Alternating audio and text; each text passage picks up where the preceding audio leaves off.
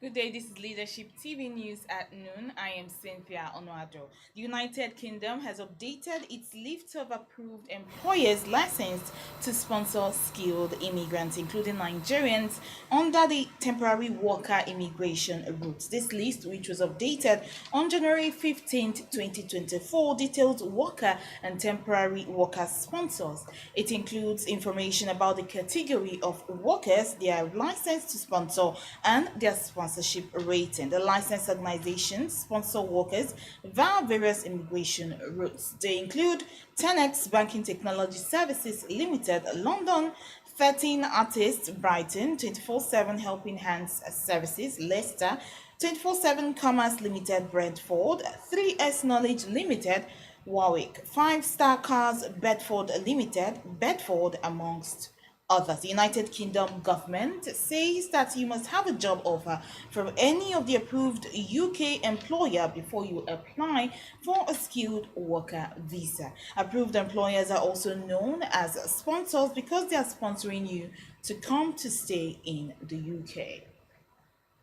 We move on now to Kwara State, where a fire incident at Megida Onikahu compound at Dunisale in Lorry South local government has left 120 persons homeless, consuming 44 rooms of a building and a mosque, according to a statement signed by Hassan Adekunle, the head of Department of Media and Publicity of the Fire Department, on Monday in Ilori. The statement revealed that on January 15th, 2024, around 11:08 hours, the Kwara State Fire Service reported, or rather responded, to a fire at Megida Onikahu compound in Ilorin South local government area. Investigations revealed that an unknown person set some refuse on fire, which unfortunately spread to the nearby compound. The Kwara State Fire Service Director, Mr. Falade Olumuyiwa, encouraged the public not to hesitate to call the fire brigade on time whenever there was any fire emergency in their area, as this would save lives and properties of people.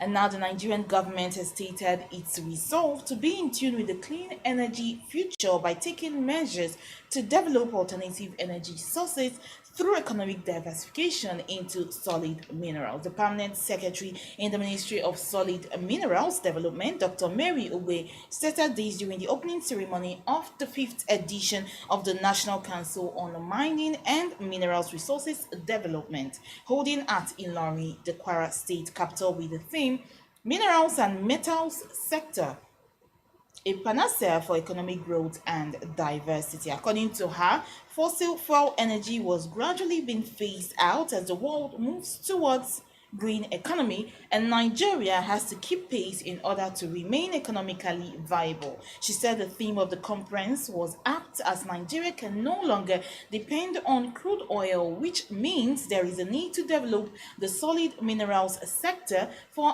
alternative and more sustainable sources of government revenue.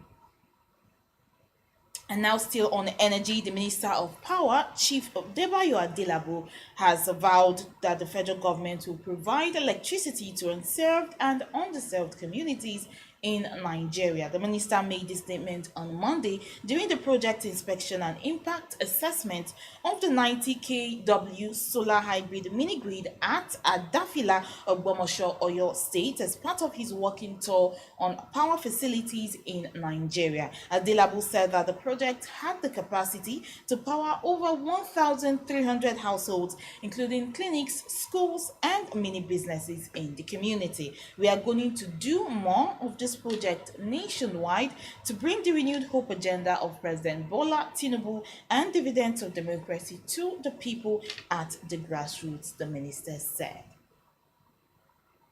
Moving on now, no fewer than 7 major oil marketing companies have been selected to sell fuel produced by the $20 billion Dangote refinery, marking a significant step towards its nationwide distribution. The selection of the oil marketing giants, Corn Oil PLC, Total Nigeria PLC, Adova PLC, MRS Oil Nigeria PLC, OVH Energy Marketing Limited, and NNPC Retail drives up momentum among stakeholders as the facility gets ready to kickstart production of diesel and aviation fuel.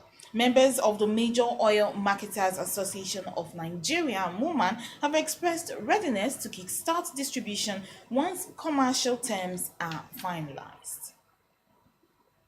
And now to a bit of entertainment. A Big Brother Niger reality TV star and podcaster Josephina Ijoma Otabo, popularly known as Fina, has revealed that people make sex tapes because they want to trend. Leadership reports that sex tape is a video recording of sexual activity, often one that is intended to be private but is made available for other people to see, especially on the internet.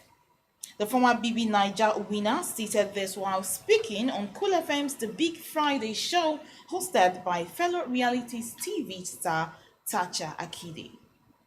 And finally, on sports news, Portuguese professional football manager and former player Jose Mourinho's contract with AS Roma has finally come to an end. This was according to a statement on the football club's website on Tuesday. According to the statement, Mourinho and his staff will leave the club with immediate effect. The statement reads, AS Roma can confirm that Jose Mourinho and his coaching staff will leave the club with immediate effect.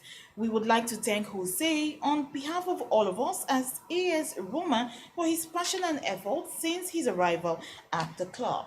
Mourinho was unveiled as the Gloriosi 60th coach in May 2021. He led the team to win the Conference League in Tirana on May 25th, 2022 and to the Europa League final in Budapest last season.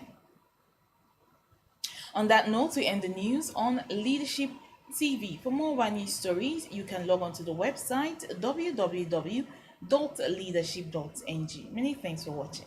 Thank you for watching. For sponsorship and advert placements, please contact 080-3688-6158.